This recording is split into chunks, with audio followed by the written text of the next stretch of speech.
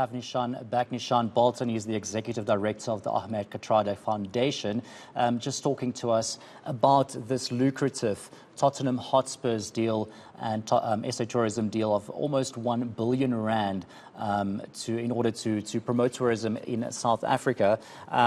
Of course, you know, we heard from President Cyril Ramaphosa, Neeshan, that he doesn't agree with this deal. He says it's not justifiable.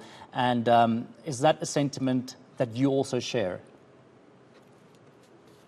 We certainly welcome that the President said that this is not justifiable, but we hope that his words will go beyond that and to use the authority of his office to put an end to this madness, but also to probe the governance issues relating to this deal, keeping in mind that, according to some, this is not on the annual performance plan of SA Tourism, meaning that there could have been no budget allocated to it, nor could there have been a board decision around it, and therefore there are serious governance issues about how Tottenham was chosen, what were the terms and conditions. This certainly doesn't seem to have been something that went out on tender.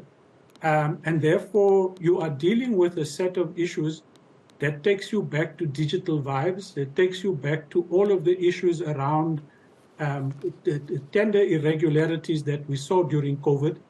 And if this is the case, it is a serious violation of a range of public service regulations and policies. So that's the one set of issues.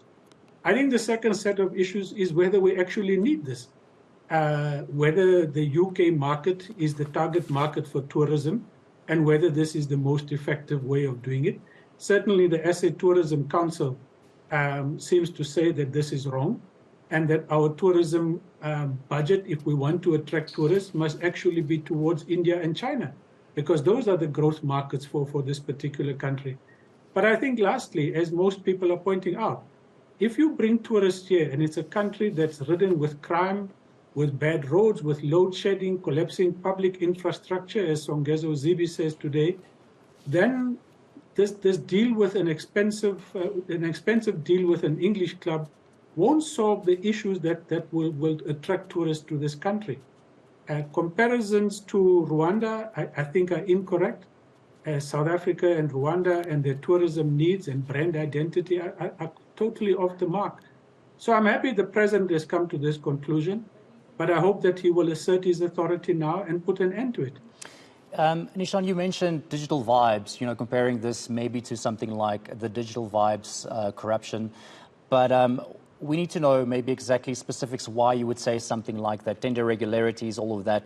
Is this possibly something related to, for instance, what we heard also from Johan van der Walt, the SA Tourism's interim chief financial officer, that is linked to this deal somehow? Is that why you say that this could possibly link to something like that? Well, the comparatives are there. Tender processes are not clear.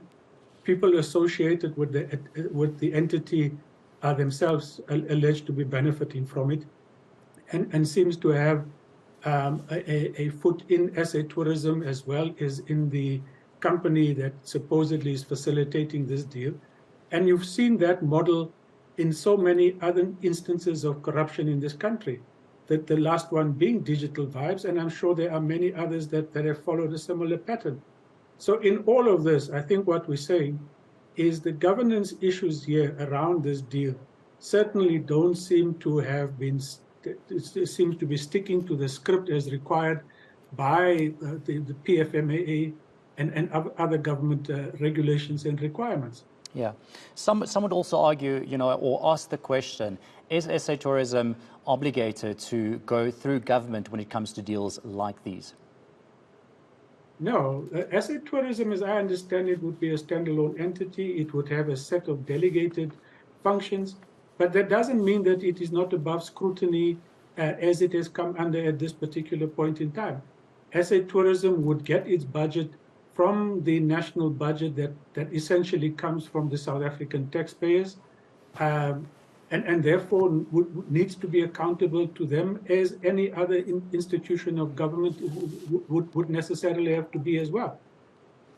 And we heard now recently that 3 board members have resigned. What's your take on that? Well, I think we need to know why they resigned.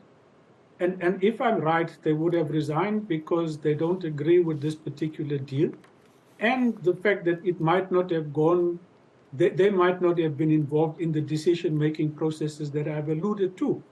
And if that is the case, then I think that they need to move beyond just the resignations, but need to take all of this country into their confidence about why they're resigning, which I'm sure they might have done, but it just hasn't come through, or I'm not aware of it, so that we understand the full state of decision-making flaws that has brought us to this point where I think you've had a national uproar around inappropriate usage or intended usage of R1 billion of taxpayers' money.